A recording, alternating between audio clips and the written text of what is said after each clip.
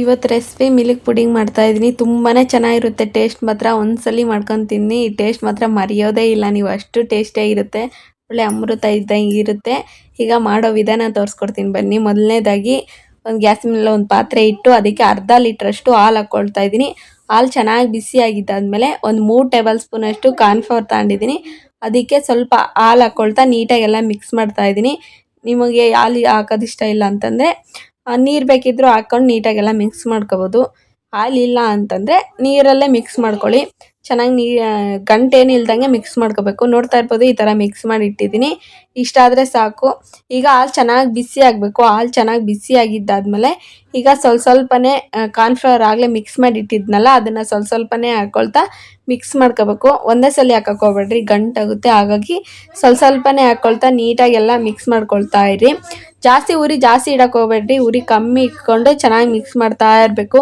ಉರಿ ಜಾಸ್ತಿ ಇಟ್ಬಿಟ್ರೆ ಅದೆಲ್ಲ ಕಪ್ಪಾಗುತ್ತೆ ಮತ್ತು ಸೀದೋಗುತ್ತೆ, ಚೆನ್ನಾಗಿರೋದಿಲ್ಲ ಟೇಸ್ಟು.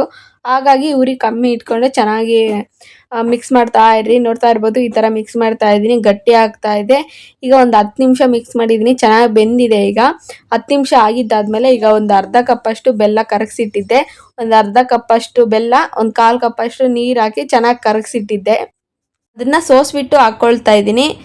ನಿಮಗೆ ಬೆಲ್ಲ ಹಾಕೋದು ಇಷ್ಟ ಇಲ್ಲ ಅಂತಂದರೆ ಸಕ್ಕರೆ ಬೇಕಿದ್ದರೂ ಹಾಕ್ಕೊಳ್ಳಿ, ಏನು ತೊಂದರೆ ಇಲ್ಲ.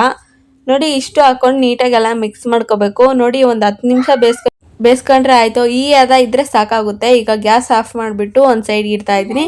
ಈಗ ಒಂದು ತಟ್ಟೆಗೆ ತುಪ್ಪ ಅಪ್ಲೈ ಮಾಡ್ತಾ ಇದ್ದೀನಿ. ತುಪ್ಪ ಅಪ್ಲೈ ಮಾಡಿಬಿಟ್ಟು ಈಗ ಅದನ್ನು ಇದರೊಳಗೆ ಹಾಕ್ಕೊಂಡು ಒಂದು ಅರ್ಧ ಗಂಟೆ ಆದರೂ ಬಿಟ್ಬಿಡಬೇಕು. ಅದು ಚೆನ್ನಾಗಿ ಸೆಟ್ ಆಗೋಕ್ಕೆ. ಕಂಪ್ಲೀಟಾಗಿ ತಣ್ಣಗಾದ್ಮೇಲೆ ಪೀಸಸ್ ಆಗಿ ಕಟ್ ಮಾಡ್ಕೊಂಡು ತಿಂದರೆ ತುಂಬಾ ಚೆನ್ನಾಗಿರುತ್ತೆ. ಇದು ನಾನು ಈ ಥರ ಇಟ್ಟು ಪಾತ್ರೆ ಎಲ್ಲ ತೊಳೆಯೋಕೆ ಹೋಗಿದ್ದೆ. ಬೆಕ್ಕು ಬಂದುಬಿಟ್ಟು ಅಷ್ಟು ತಿಂದುಬಿಟ್ಟಿತ್ತು. ಇನ್ನು ಇದನ್ನು ವೀಡಿಯೋ ಮಾಡೋಕ್ಕಾಗಲಿಲ್ಲ. ಮತ್ತು ಇನ್ನೊಂದು ಬಟ್ಲಿಗೆ ಹಾಕಿಟ್ಟಿದ್ದೆ, ಇನ್ನೂ ಎಕ್ಸ್ಟ್ರಾ ಇತ್ತು, ಹಾಗಾಗಿ ಹಾಕಿಟ್ಟಿದ್ದೆ. ನೋಡ್ತಾ ಇರ್ಬೋದು. ಇದಕ್ಕೂ ಅಷ್ಟೇ ತುಪ್ಪ ಅಪ್ಲೈ ಮಾಡಿಬಿಟ್ಟು ಹಾಕಿ ಮತ್ತು ಫ್ರಿಜ್ಜಲ್ಲಿ ಇಟ್ಕೊಳ್ಳಿ. ನಿಮಗೆ ಟೈಮ್ ಇಲ್ಲ ಅಂತಂದರೆ ಫ್ರಿಜ್ಜಲ್ಲಿ ಒಂದು 15 ನಿಮಿಷ ಇಟ್ಟರೆ ಆಯಿತು. ನೋಡಿ ಇದನ್ನು ಫ್ರಿಜ್ಜಲ್ಲಿ ಇಟ್ಟಿದ್ದೆ. ಇದು ಸೇಫ್ಟಿಯಾಗಿತ್ತು. ಅದು ಹಾಗೇ ಬಿಟ್ಟಿದ್ದೆ ಹೊರಗಡೆ. ಮುಚ್ಚಳ ಮುಚ್ಚಿದ್ದೆ, ಆದರೂ ಬೆಕ್ಕು ಬಂದು ಅಷ್ಟು ತಿಂದಾಕಿತ್ತು. ಇನ್ನೇನು ಮಾಡೋಕ್ಕಾಗಲ್ಲ, ಇದಾದರೂ ಇದೆಯಲ್ಲ ಅಂತಂದು ಇದರಲ್ಲಿ ವೀಡಿಯೋ ಮಾಡ್ತಾಯಿದ್ದೀನಿ. ಟೇಸ್ಟ್ ಮಾತ್ರ ಅಮೃತ ಇದ್ದಂಗಿದೆ ಫ್ರೆಂಡ್. ನೀವು ಮನೇಲಿ ಮಾಡಿ ಹೇಗಿತ್ತು ಅಂತ ಮರಿದೇ ಕಮೆಂಟ್ ಮಾಡಿ. ಇದೇ ಥರ ವೀಡಿಯೋಸ್ಗಾಗಿ ನಮ್ಮ ಚಾನಲ್ ಮರಿದೇ ಸಬ್ಸ್ಕ್ರೈಬ್ ಮಾಡ್ಕೊಳ್ಳಿ.